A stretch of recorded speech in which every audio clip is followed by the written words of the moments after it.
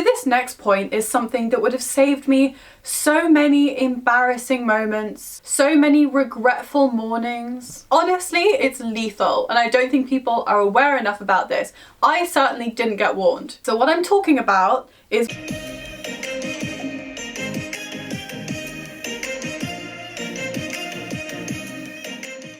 Hi everybody, how are you doing? Welcome back to my channel. This is Rose, and today we're going to talk about 10 things that nobody told me before I moved to Seoul. And of course, because this channel is a skincare channel, we're talking about skincare. Specifically, shopping in Seoul. Because trust me, it can be a minefield. And some of these things I was completely shocked by. It like blew my mind. So without further ado, let's get into it. So the first thing you really should know when you start shopping in Seoul is that shopkeepers will follow you around the store. And it's not because they don't trust you. No, it's because they think you're incompetent. Yeah. No, I'm kidding. They're just being sweet. But they do only really tend to follow foreigners around. And it's because they think that we need more help than native Koreans would. But as you can imagine, when I first got to Seoul, I was like, why do they keep following me around? Like, do they think that I'm stealing something? Like, do they not trust me? And it's not that at all. It's just that they genuinely want to help you. They might also think you're stealing something. Can't rule anything out. Depends how many balaclavas you're wearing. I remember when I first got to Seoul, it was like super claustrophobic. I was like, please just let me like look. Like, I don't know if it's the same for you guys, but when shopkeepers like follow me around a store, then I get like super pressured and feel like I have to buy something, and I just kind of want to leave the store. But please try and like not feel that in Seoul. They are trying to help you, and they think that they're being useful by offering you help. And obviously it's difficult if you don't speak Korean to say like, no, like I'm good, like please, like, you know, I'm fine. You can always say something like 괜찮아요, 감사합니다, something like that, and they'll kind of get the picture that you don't need any help. Or they'll just completely not understand you and you'll continue this weird, strange mirroring dance all the way around the store, which is what happens to me. Often. The next thing that honestly would have completely changed my world if I'd known about this when I first got to Seoul is tax returns. So it is possible to get tax returns for things that you buy when you're in South Korea. So there's two criteria to make sure that you can get tax refunds. The first is that you must not already be paying Korean taxes. And the second is that you must be buying goods over 30,000 won. If you meet those two criteria, then you're good to go. There are two ways of going about this. The first is to get an instant refund in shops. A lot of shops have kind of signs that say instant refund, or they've got little notices like by the tills or something like that, or it's always best to just inquire. And a lot of these signs are in English, by the way, and also Chinese and Japanese. So don't worry if you can't speak Korean. And they'll give you the refund right there and then. The second way to go about it is at the airport, and it's kind of a more complicated process. So I'm going to link below a website that gives you all of the details of what you have to do and stuff like that, and gives you loads of tips and tricks. So yeah, you'll find that in the description box below. But it doesn't really matter which way you go about it, you'll get the money back. And this is obviously great because it's free money. And if you don't like free money, then you are a psychopath. So this next one confused the hell out of me when I first got to Seoul. And that is that toner and tone up, they're not the same product. They might sound like the same thing or a similar thing. They're not. They're very different. So as you probably know, toner is a skincare product that you put on your skin after cleansing. It kind of neutralizes the pH on your skin and gets it ready for all of the other products. Tone up, on the other hand, is more like a primer product, less of a skincare product. It's something that is more cosmetic based. So if you're interested in Asia or Asian cultures, then you might already know that in a lot of places, fairer skin tones are seen as more beautiful. Now, obviously, I don't agree with this. I think that every single race, nationality is beautiful in their own way. But unfortunately, in Korea, the paler you are, the lighter skin tone you have, the more generically beautiful you are, which I think is a shame, but that's a video for another time. But what a lot of Korean girls do is they wear a product underneath their foundation to boost up their skin tones by a couple of shades, so they appear paler. They can then wear a lighter foundation and their whole kind of look seems much, much, much lighter. Now you see, I didn't know this. So when I first got to Seoul, I bought this product thinking that it was a toner because it said tone on the front of the product, and I was like, oh cool, new toner, I'll give it a go. And as I was putting it on, it was this like super weird texture. You know, in hindsight, I realized that the texture was more like a primer, but I was putting this on thinking, God, this is super weird and it's not doing anything for my skin. In fact, it was actually making me become practically transparent. I'm already so pale already. I'm like Casper the Friendly Ghost's anemic cousin. One of my friends then told me, no Rose, that's tone up, that's not a toner, that's not what you think it is. And this is why you need good friends, to help you out when you're being stupid. But I don't think I was being that stupid. Like, I couldn't speak Korean, any Korean at that point. I couldn't read Korean at that point. And it was just very confusing. I'd never heard of tone up. We don't have it in London. There's none in the States. And so, yeah, it was just very, very confusing for me. So when you're next in Seoul and you're shopping around for skincare and you see a product called Tone Up, it's not toner. So next on my list is something kind of shocking because this really doesn't happen in the West. And that is that men will go skincare shopping with you. In fact, in many cases, in my experience, men have enjoyed going skincare shopping with me in Seoul. Calm down, they're shopping with you. They probably didn't enjoy it that much. And I think that that's mostly because in Korea, men are much, much, much more keyed into skincare and the importance of skincare. So when they're going shopping with you, it's not something that's completely removed for them. You know, they look at products and see if it will work for them. They'll listen to skincare advice as you're shopping with them. They'll try on certain things. It's much more of a normal thing to see a guy skincare shopping by himself or with a partner. I've been skincare shopping many times with friends who are guys or people that I've dated in the past. And this is kind of completely different from anything I experienced in the States or in England or in Europe, because they're like, your guy friends and stuff like that, or the person you're dating, they will go skincare shopping with you, but they're not particularly interested. Like, it's not so much of a thing. Now, obviously, this is a huge generalization. There are loads of men all over the world who enjoy skincare shopping. I'm just saying generally, men are more enthusiastic about new skincare products in Korea.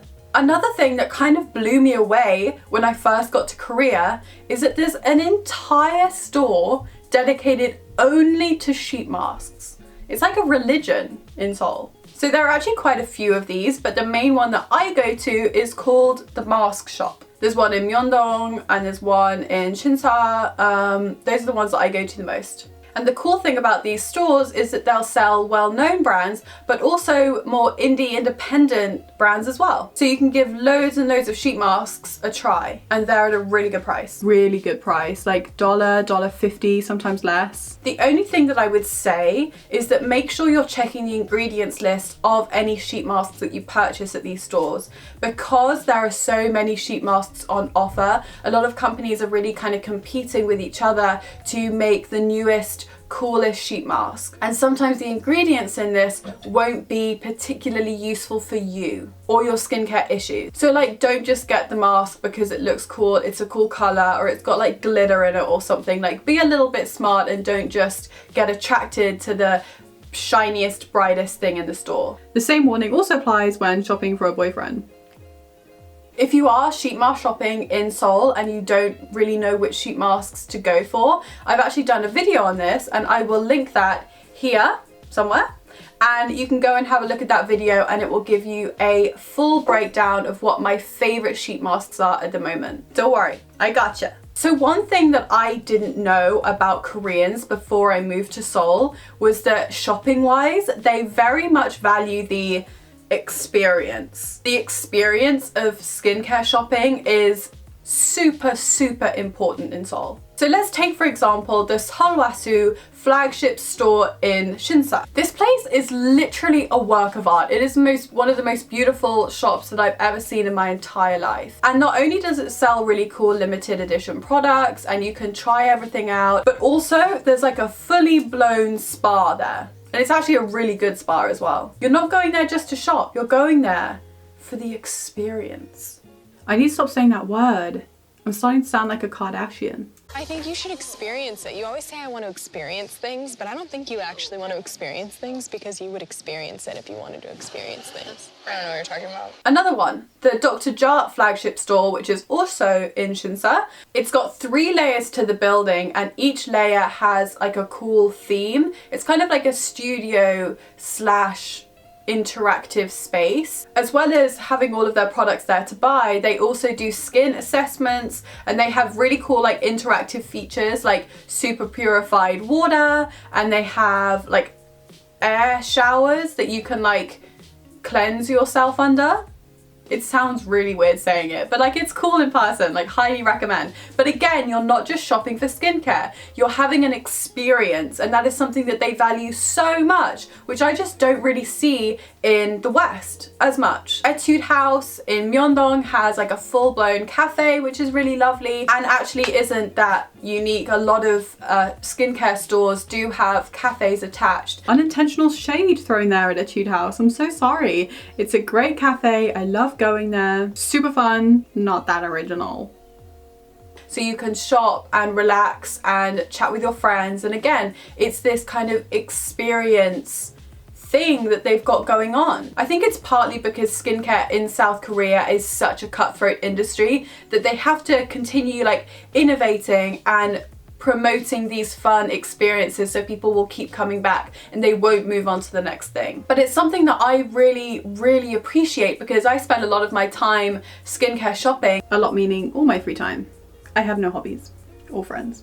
And when I first got to Seoul, I just loved the fact that it was like they were doing stuff to entertain me and it was interesting and it was new and it felt like they were really putting importance on me having a good time. But it definitely kind of takes you aback when you first start shopping in South Korea. You're like, this is a lot, this is very extra. But that's kind of South Korea anyway, but whatever. So this next one I might get a little bit of hate for, and I really hope I won't because this is just my experience. When I first got to Seoul, I was getting my skin assessed at multiple different spas and stores because that's something that I hadn't experienced a lot. When you're skincare shopping in the West, generally, people just kind of look at your skin and help you figure out what you need. Whereas in Seoul, there's a lot of stores that have equipment such as computers and cameras that can look at your skin in depth and help you figure out which of their products are going to work best for you. But as a foreigner, it's quite unnerving when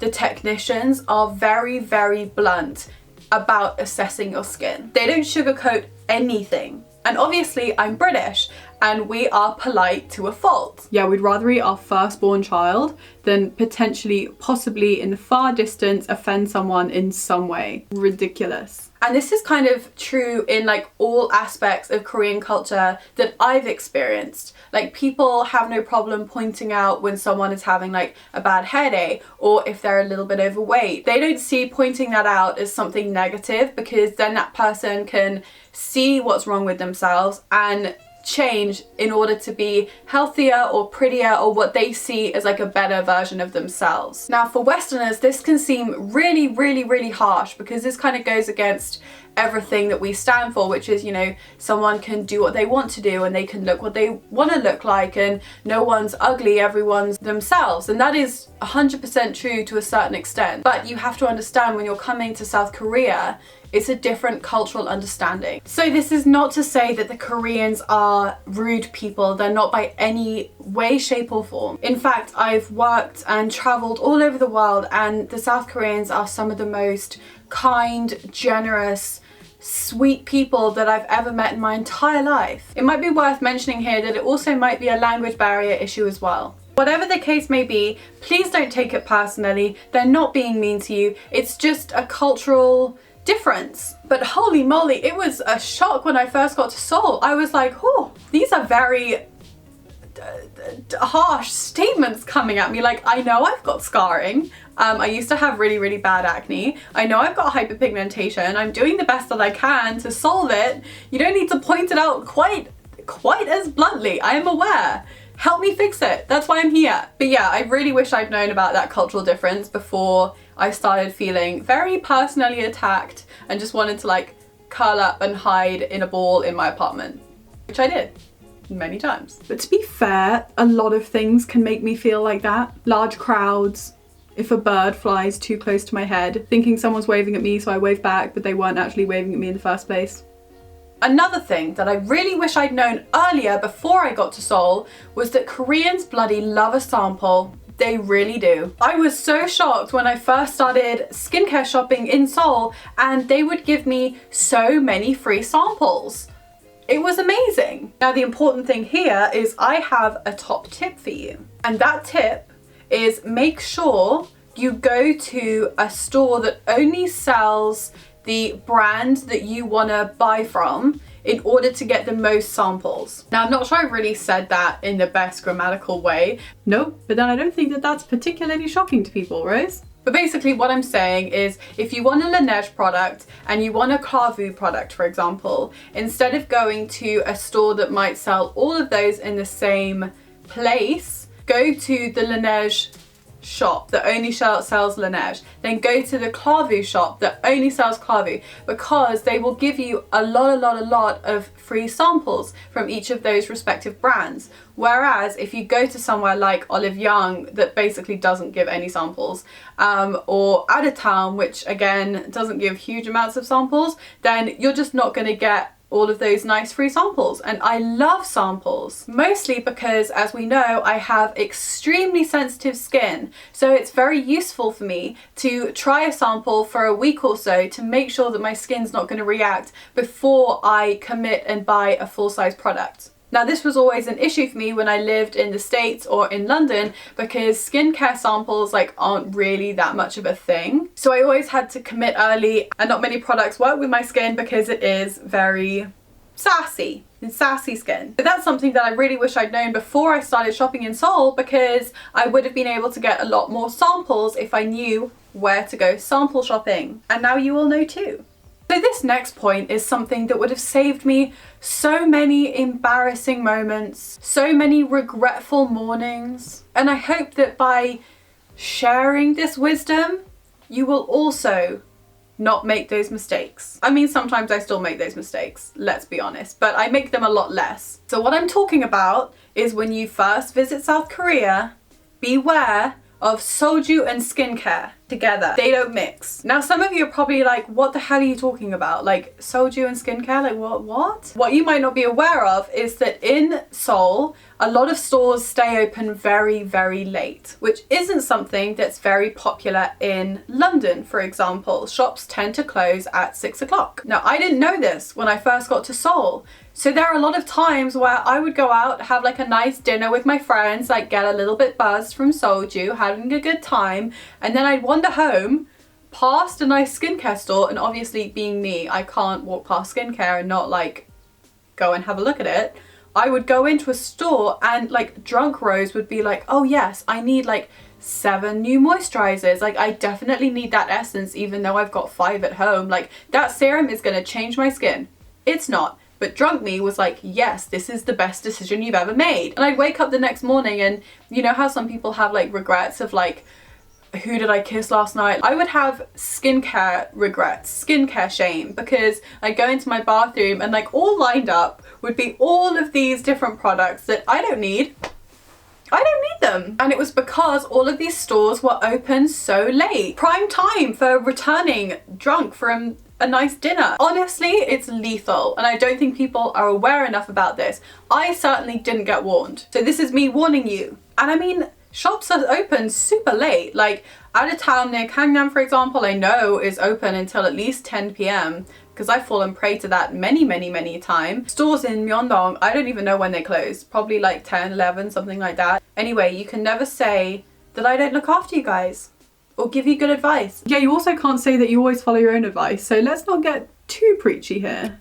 To wrap this up, the last point I'm going to make is that before I got to Seoul, I wasn't aware of how many incredible indie skincare brands there were in South Korea. Seoul is like this hub of industry, and there's all of these incredible skincare brands that are really trying to be heard and be seen, and they're coming out with incredible products. And just because we don't hear about them in the West doesn't mean that they're not important and that you shouldn't try it. So my biggest tip for you, and something that I was never really told before I got to South Korea, was that make sure you try everything that is on offer for you. I mean, not like everything, just like everything skincare related. And I'm so grateful that I've taken advantage of all of the opportunity that the Seoul skincare scene has given me, and I would highly recommend that you do the same.